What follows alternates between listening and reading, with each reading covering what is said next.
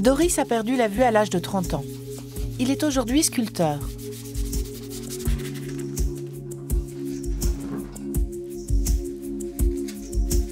Là, je suis en train de réaliser une Vierge que j'ai un peu stylisée, à ma manière qui m'est propre, toujours avec une arête centrale qui marque quand même son regard. Normalement, dans une Vierge, on n'a pas le droit de montrer la poitrine, les fesses ou ce genre de choses. Bon, moi, je les ai simplement un tout petit peu dissimulées, quoi.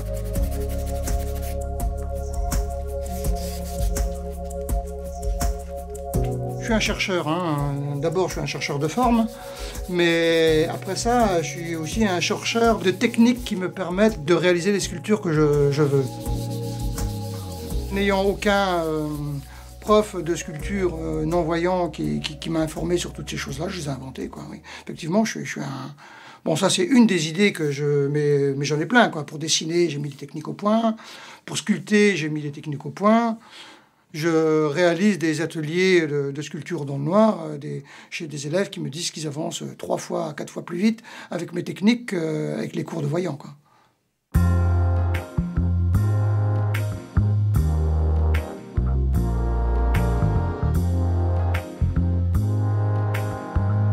Aujourd'hui, Doris vit entièrement de son art.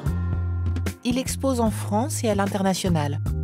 Au fil des années, il a affiné ses techniques pour produire des formes épurées, toujours symboliques.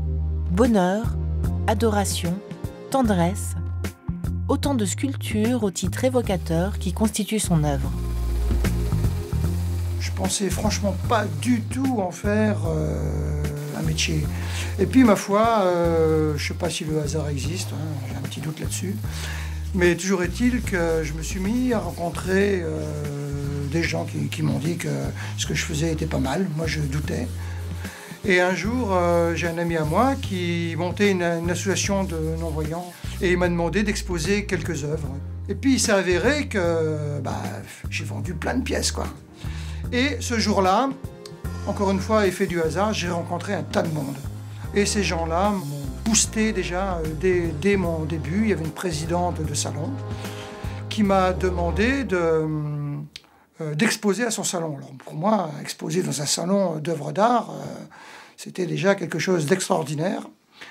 Et j'ai réalisé mon premier salon, médaille d'or. Donc waouh, j'en pleurais presque, jamais j'aurais espéré. Je ne pensais pas que mes œuvres étaient capables. D'abord, je ne savais même pas quand je pouvais les montrer aux gens, quoi. Parce que pour moi, c'était, bon, je disais du travail d'aveugle, quoi, en quelques mots, quoi.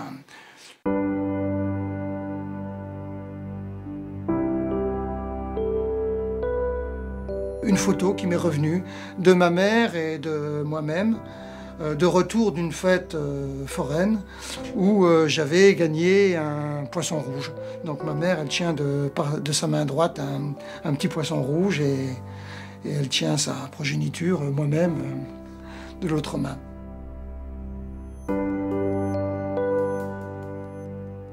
Quand on vous voit arriver avec un chien guide et une petite mallette, dans le domaine de l'art, on se dit « Ouh là là, qui c'est celui-là qui arrive ?»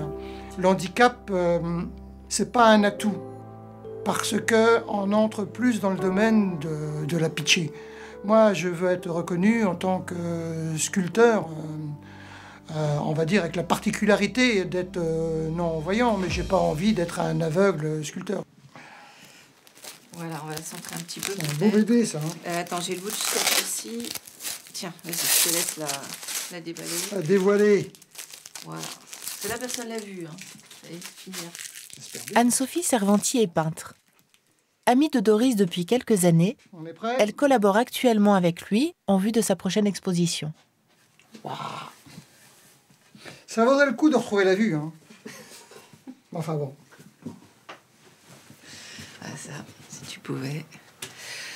Voilà, le bonheur. Donc celle-là, elle est peinte, elle est très dans les rouges, les bruns, tu sais, les siennes brûlées, ce dont on avait évoqué. Le socle est beaucoup plus foncé. mais de façon très très jetée, comme Oui, si vraiment c'était de la peinture qui émergeait toute seule. Un peu la peinture qui coule comme ça à des endroits. Voilà, exactement. Avec, alors, cette crevasse, il y a un peu cette crevasse, elle est où? Cette faille, elle est ici. Voilà, de ce côté-là et de l'extérieur. D'accord. Ces sculptures, moi, j'en ai mis quelques-unes dans mon atelier. Les gens viennent et on est obligé de dire aux gens de ne pas toucher parce qu'on ne peut pas s'empêcher de les toucher. On n'a qu'une envie, c'est de les caresser. Et c'est quelque chose, effectivement, de très, très sensuel. Mais lui, il les a caressés comme ça.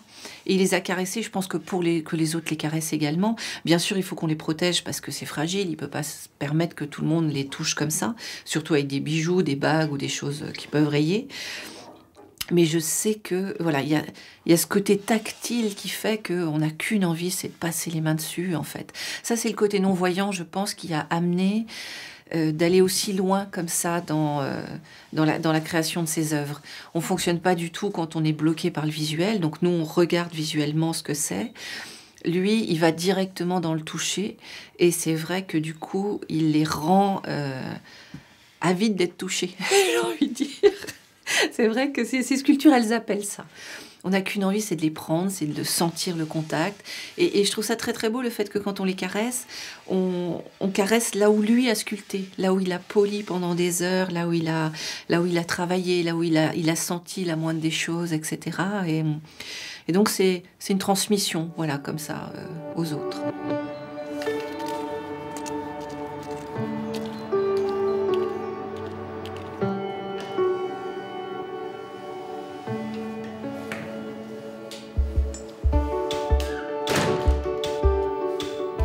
Doris a déjà exposé avec succès au château de la Forêt à Livry-Gargan.